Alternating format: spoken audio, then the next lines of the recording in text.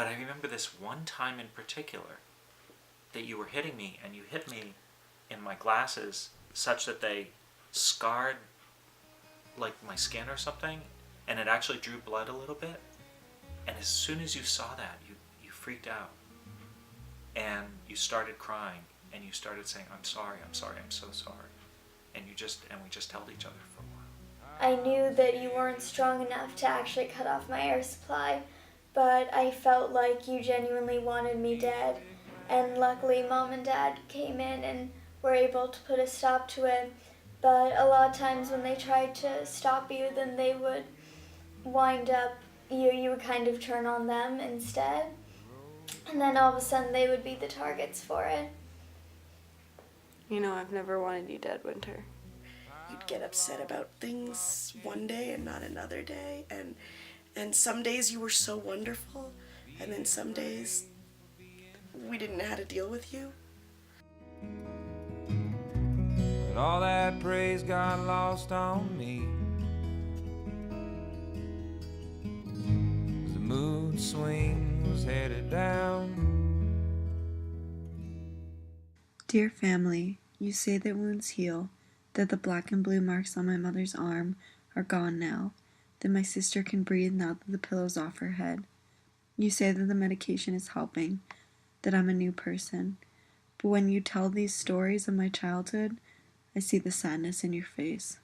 You took a pillow and you put it on top of her, and then you jumped on top of that, which kind of was a bit scary to me. You'd always figure out exactly what it was that would make me feel the worst. And even though I knew you mostly didn't mean it, it still would hurt. We realized, oh, if we put you in the corner but then you won't stay there, what happens next? What happens when you don't do all these things? And it's just like, and it became hard because when Winter was born, now there was somebody else in the room. I don't think I'll ever forget the memory of locking myself in the bathroom in tears, worried that if you managed to get through, then you were going to hurt me. And I think the fact that it was on my birthday and I was so terrified and I was worried to even go outside.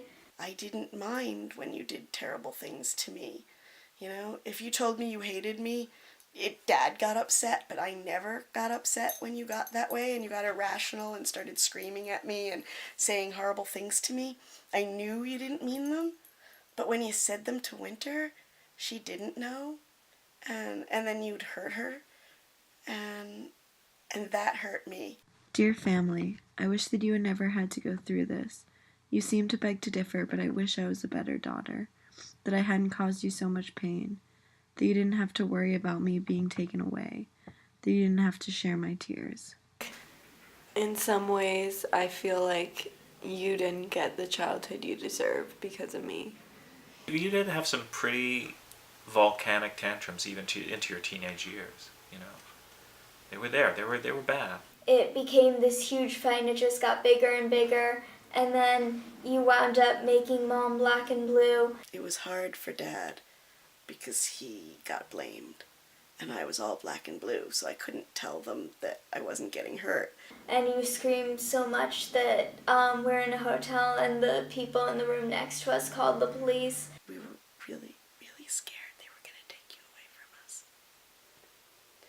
Because we were really scared that they were going to blame Dad.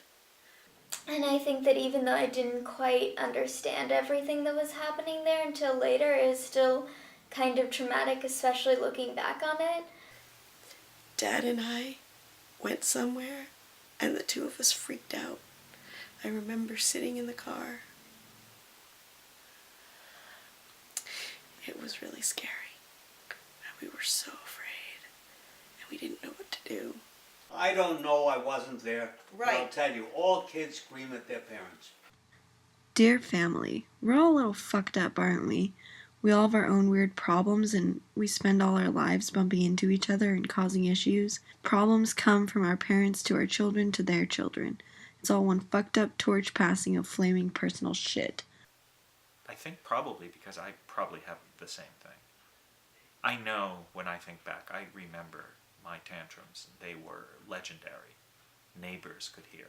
A lot of my problems stemmed from the way my dad treated me, and he was always really mean to me, and I always swore I would never ever do that with my children, and I tried really hard not to do it with you guys, but then a lot of times you would treat me the same way he did. And I was so angry, I was screaming at you. It was terrible. I remember Winter came up, and she actually, I think she might have slapped me on the face. And Winter, she was young. She would be like 7 or something when she did this.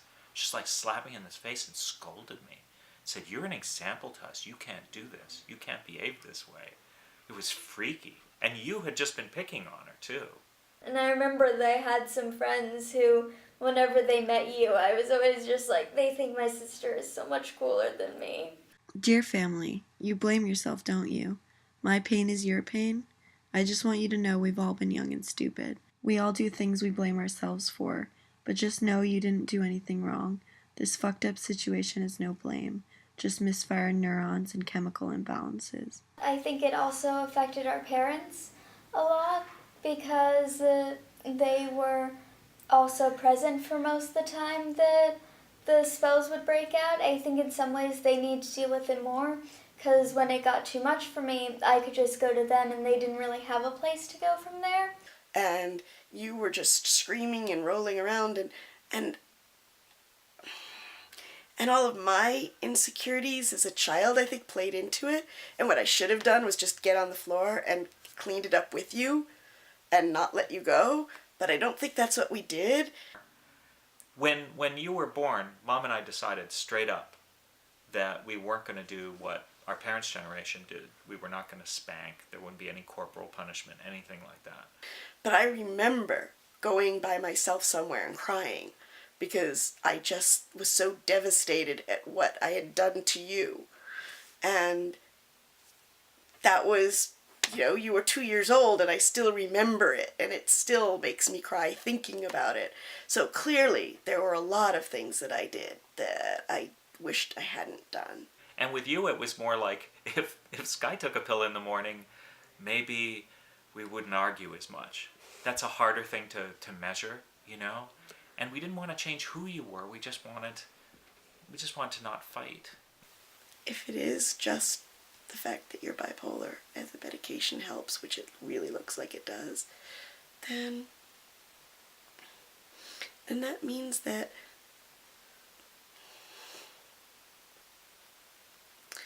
you didn't hate us. Do you ever wish that, you could have had a different childhood? You could have had, maybe not a different sister, but, something like that.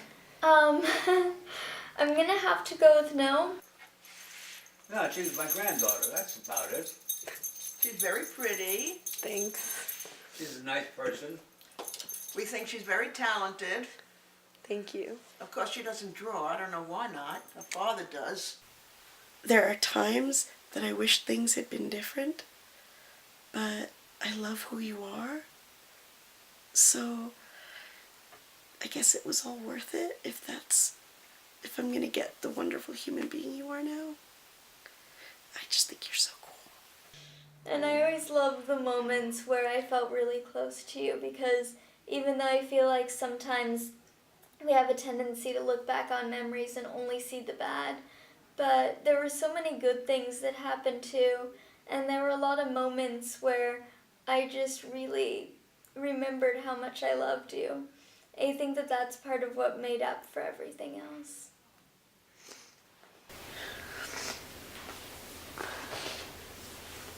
I love you. And I'm really, really proud of you. And you are awesome.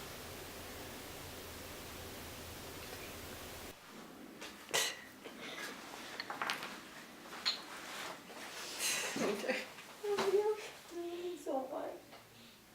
I'm so sorry. It's okay.